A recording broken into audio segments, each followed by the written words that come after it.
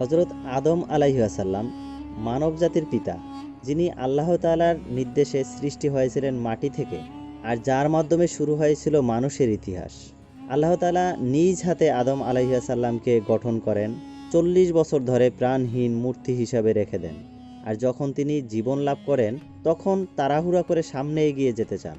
পবিত্র কুরআনে আল্লাহ তাআলা বলেন, মানুষ সৃষ্টিগতভাবেই তাড়াহুড়া প্রবণ। আদম আলাইহিসসালাম যখন প্রথমবারের মতো ফেরেশতাদের সালাম দেন, তখন আল্লাহ বলেন, এই সালামই হবে তোমার ও তোমার বংশধরদের অভিবাদন। এরপর এক বিস্ময়কর ঘটনা ঘটে। আদম আলাইহিসসালাম আল্লাহর নির্দেশে সমস্ত বস্তুর নাম বলে দেন, যা ফেরেশতারা জানত না।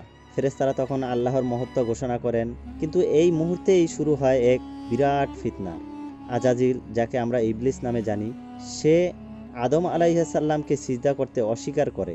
কেন ইবলিস আদম আলাইহিসসালামকে সিজদা করতে চাইল না? কিভাবে সে আল্লাহর বিরুদ্ধে বিদ্রোহ ঘোষণা করলো?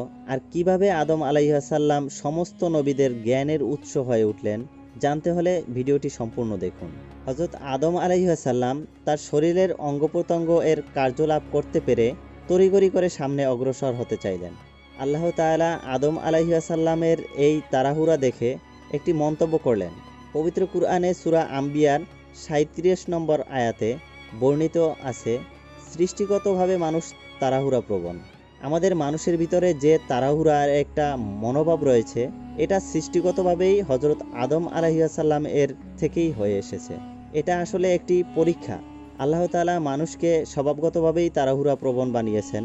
আল্লাহ তাআলা ধৈর্যশীলকে পছন্দ করেন, তাই যে ধৈর্য ধারণ করতে পারবে সে অবশ্যই আল্লাহর কাছে তার পুরস্কার পাবে। তাই যে বুদ্ধি খাটিয়ে ধৈর্য ধরে তার কার্য সম্পাদন করবে, সে অবশ্যই তার উত্তম ফলাফল পাবে। আদম আলাইহিসসালাম যখন তাড়াহুড়া করে সামনের দিকে অগ্রসর হতে চাইলেন, ফেরেশতারা তাকে বাধা দিল এবং তারা বলল, তোমার শরীর এখন পর্যন্ত নরম, ক্ষণিক বিশ্রাম করো, শরীরটা ঠিকঠাক হলে যেখানে ইচ্ছা ভ্রমণ করতে পারবে। কিছুক্ষণ পর হযরত আদম আলাইহিসসালাম তার শরীরের পূর্ণতা লাভ করলেন। তখন আল্লাহ তাআলা হযরত আদম আলাইহিসসালামকে বলেন, হে আদম, তুমি ফেরেশতাদের কাছে যাও এবং তাদেরকে সালাম দাও, আসসালামু আলাইকুম ওয়া রাহমাতুল্লাহ। আদম আলাইহিসসালাম ফেরেশতাদের নিকট গেলেন এবং সকল ফেরেশতাদেরকে সালাম দিলেন, আসসালামু আলাইকুম ওয়া রাহমাতুল্লাহ। ফেরেশতারা আদম আলাইহিসসালাম এর সালামের জবাবে বললেন, ওয়া আলাইকুমুস সালাম ওয়া রাহমাতুল্লাহি ওয়া বারাকাতুহু। এরপর আদম আলাইহিসসালামকে আল্লাহ তাআলা বললেন, হে আদম, এই যে সালাম দিলে এবং উত্তর পেলে, এটি পরবর্তীতে তোমার এবং তোমার বংশের অভিবাদন। অতএব এখন থেকে তুমি এটির প্র্যাকটিস করো এবং ভবিষ্যতে তোমার বংশধরকে এটি শিখাবে। সাথে সাথে আদম আলাইহিসসালাম জিজ্ঞাসা করলেন, হে আমার রব, আমার বংশধর আবার কে? তখন আল্লাহ তাআলা আদম আলাইহিসসালামকে বললেন, হে আদম, তুমি আমার দু হাতের একটি হাত পছন্দ করো। তখন আদম আলাইহিসসালাম বললেন, হে আমার রব, আমার কাছে তো ডান হাতই পছন্দ। তখন আল্লাহ রব্বুল আলামিন তার কুদরতি ডান হাত হযরত আদম আলাইহিসসালাম এর পিঠে বুলালেন এবং কিয়ামত পর্যন্ত আগমনকারী সকল মানুষের রূহকে বের করে এনে আদম আলাইহিসসালাম এর সামনে পেশ করলেন। হযরত আদম আলাইহিসসালাম তাদের মধ্যে উজ্জ্বল এক ব্যক্তিকে দেখতে পান। এরপর আদম আলাইহিসসালাম আল্লাহর কাছে জিজ্ঞাসা করলেন, হে আমার রব, উনি কে? তখন আল্লাহ তাআলা বলেন, সে তোমার সন্তান দাউদ আলাইহিসসালাম। আদম আলাইহিসসালাম জিজ্ঞাসা করলেন, তার আয়ু কত? তখন আল্লাহ তাআলা বললেন, তার আয়ু আগমনকারী সকল নবীদের মধ্যে সবথেকে কম, মাত্র 60 বছর। তখন আদম আলাইহিসসালাম বললেন, হে আমার রব, আমার আয়ু থেকে আমার এই প্রিয় পুত্রকে 40 বছর দিয়ে দিন। তখন আল্লাহ তাআলা আদম আলাইহিসসালাম এর বয়স থেকে 40 বছর নিয়ে দাউদ আলাইহিসসালাম এর বয়সের সাথে যুক্ত করে দিলেন। হযরত আদম আলাইহিসসালাম আল্লাহর তরফ থেকে তার আয়ু পান 1000 বছর, যা আল্লাহ তাআলা আদম আলাইহিসসালাম এর সৃষ্টির শুরুতেই আদম আলাইহিসসালামকে জানিয়ে দিয়েছিলেন। আল্লাহ তাআলা আদম আলাইহিসসালামকে সমস্ত কিছুর নাম নিজেই শিখিয়ে দিয়েছিলেন। সব কিছুর নাম আদম আলাইহিসসালাম বলতে পারত। পৃথিবীর শুরু থেকে কিয়ামত পর্যন্ত ছোট বড় যা কিছু আছে সব কিছুর এলেম এবং তার ব্যবহারের যোগ্যতাও আদম আলাইহিসসালামকে শিখিয়ে দেওয়া হলো, অর্থাৎ দিয়ে দেওয়া হলো। এরপর হযরত আদম আলাইহিসসালামকে ফেরেশতাদের সম্মুখে নিয়ে আসা হলো। আল্লাহ তাআলা ফেরেশতাদেরকে ওই সমস্ত বস্তুর নাম জিজ্ঞাসা করলেন, কিন্তু সঙ্গত কারণে ফেরেশতারা সেই সমস্ত বস্তুর নাম বলতে পারলেন না। তাদের মধ্যে এত জ্ঞান ও এত নলেজ দেওয়া হয়েছিল না, যে সমস্ত জ্ঞান হযরত আদম আলাইহিসসালামকে দেওয়া হয়েছিল। আল্লাহ তাআলা আদম আলাইহিসসালামকে বললেন, হে আদম, দেখি এই ফেরেশতাদের সামনে তোমার নিজের জ্ঞান ও দক্ষতা দিয়ে সকল বস্তুর নাম ও পরিচয় পুঙ্খানুপুঙ্খ বলে দাও।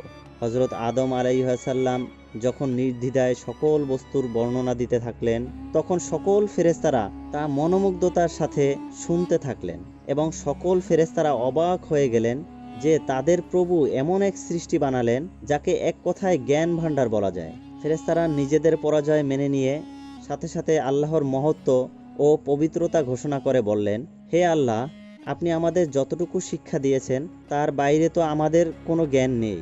প্রিয় দর্শক, আদম আলাইহিসসালামের এই জীবন লাভের অনুষ্ঠানে জমিন আসমানের সকল ফেরেশতারা হাস্যোজ্জ্বলভাবে উপস্থিত ছিলেন। আজাজিলকে সেখানে ডাকা হলো। হযরত আদম আলাইহিসসালাম নিজ অস্তিত্ব লাভের শুকরিয়ায় 2 রাকাত নামাজ আদায় করল। ফেরেশতাগণ সকলেই হযরত আদম আলাইহিসসালামের সঙ্গে নামাজ আদায় করলেন। এরপর আল্লাহ তাআলা সকল ফেরেশতাকে নির্দেশ দিলেন, হে ফেরেশতাগণ, তোমরা আদমকে সিজদা করো। তখন সকল ফেরেশতাগণ হযরত আদম আলাইহিসসালামকে সিজদা করলেন, কিন্তু সেখানে আজাজিল অর্থাৎ ইবলিস তাকে সিজদা করল না।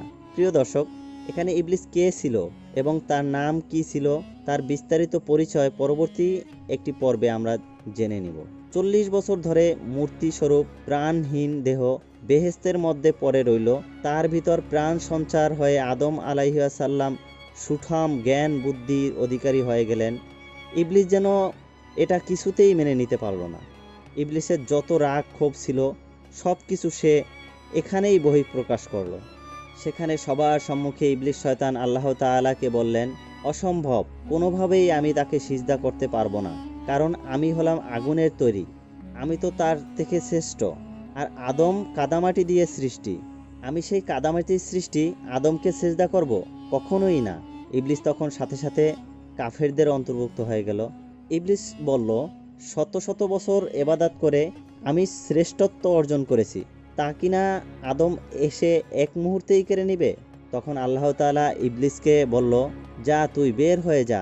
গত 40 বছর ধরে আমি দেখতে পাচ্ছি আমার যত্ন করে বানানো এই প্রাণহীন আদমের সঙ্গে তুই কি আচরণ করে যাচ্ছিস। আমি ভেবেছিলাম তুই শুধরে যাবি, কিন্তু আজ তুই চূড়ান্ত মাত্রার নাফরমানি করলি। আজ থেকে তুই অভিশপ্ত, তোর প্রতি আমার অভিশাপ রইল কিয়ামত দিবস পর্যন্ত। আল্লাহ তাআলা বললেন, তুই বেহেশত থেকে বের হয়ে যা। আল্লাহ তাআলা যখন ইবলিসকে বেহেশত থেকে বের হয়ে যেতে বলল, সঙ্গে সঙ্গে ইবলিসের চেহারা বিকৃত হয়ে গেল। তার ভিতরে শয়তানের চেহারা আত্মপ্রকাশ ঘটল। তার শরীর থেকে বেহেশতি পোশাক ও মাথা থেকে বাদশাহী তাজ খুলে পড়ে গেল। তখন আল্লাহ তাআলার কাছে ইবলিস শেষ দিবস পর্যন্ত অবকাশ চাইল। ইবলিস তখন আল্লাহ তাআলাকে বলল, হে আল্লাহ, আমি লক্ষ লক্ষ বছর ধরে আপনার ইবাদত করে এসেছি এবং আপনার সকল হুকুম আহকাম পালন করে এসেছি, যার কারণে আপনি আমাকে ফেরেশতাদের সর্দার হিসাবে গণ্য করেছেন। এর কি কোনো প্রতিদান আমি পাবো না? তখন আল্লাহ রব্বুল আলামিন বললেন, হে ইবলিস, বলো কি প্রতিদান চাও তুমি? আজকে তুমি বেহেশত ব্যতীত যা চাইবে তাই তোমাকে দেওয়া হবে, কারণ আমি কখনো কোনো প্রার্থনাকারীকে নিরাশ করি না। কারণ প্রতিটি মাখলুকই খালিজ দিলে আল্লাহর নিকট কিছু চাইলে আল্লাহ তাকে ফিরিয়ে দেন না। হযরত আদম আলাইহিসসালাম মানবজাতির পিতা, যিনি আল্লাহর বিশেষ অনুগ্রহে সৃষ্টি হয়েছিলেন এবং অসংখ্য জ্ঞান ও যোগ্যতা পেয়েছিলেন।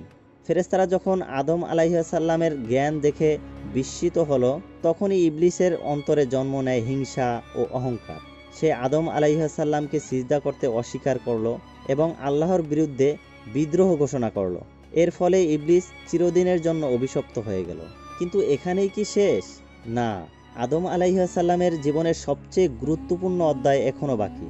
কিভাবে আদম আলাইহিসসালাম জান্নাতে বসবাস শুরু করলেন, কিভাবে ইবলিস প্রতিশোধ নেয়ার জন্য চক্রান্ত করলো এবং সেই ঐতিহাসিক ঘটনা যা বদলে দিল মানবজাতির ভাগ্য।